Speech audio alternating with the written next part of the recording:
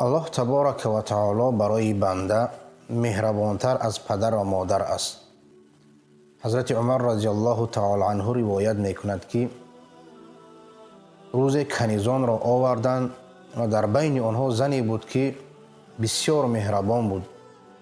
هر طفلی که را میدید آن را به آغوش گرفته و او را شیر میداد. رسول اکرم صلی الله علیه و سلم میفرماید آیا این زن میتواند که فرزند خود را در آتش بیاندازد؟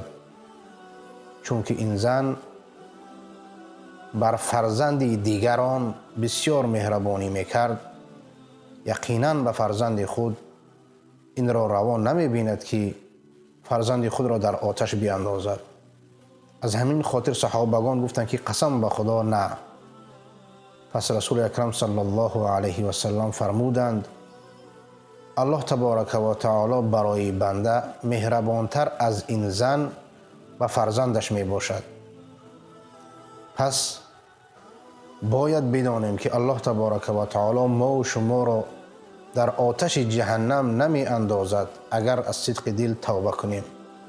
چو دریای رحمتش تلاطم کند، گناه صاحب خویش را گم کند.